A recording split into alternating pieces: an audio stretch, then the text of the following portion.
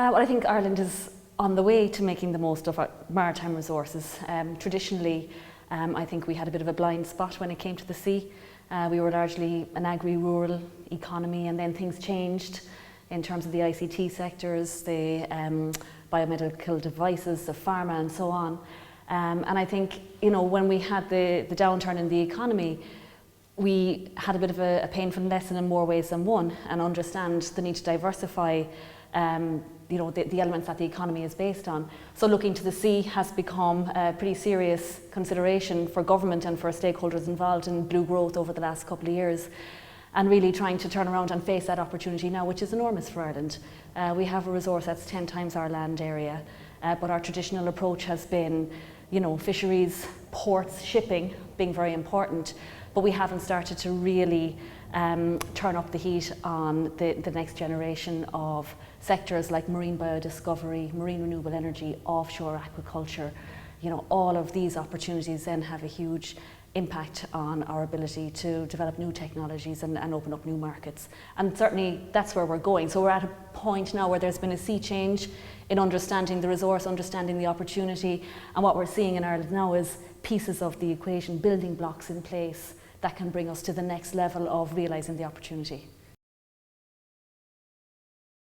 I suppose there are the pathways that we know and understand. So it's the commercialisation of research would be one, and certainly we see that. So for example, with the launch of the entrepreneurship, yesterday in Cork we saw Exceedance being announced by University College Cork, and that's a spin out from the Science Foundation Ireland MaREI Centre.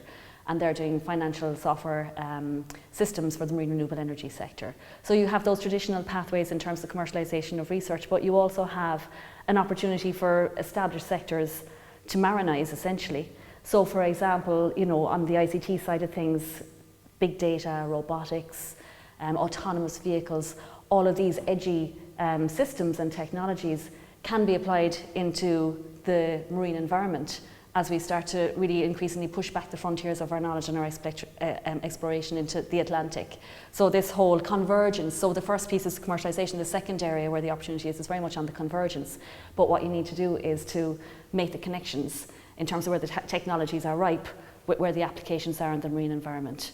And there's a huge opportunity there for Ireland, I think, because we have got, of course, such a huge amount of talent with the big multinationals that are omnipresent in Ireland that everybody knows about, but they don't necessarily know about this opportunity, and that's what we're at in terms of helping them to understand it.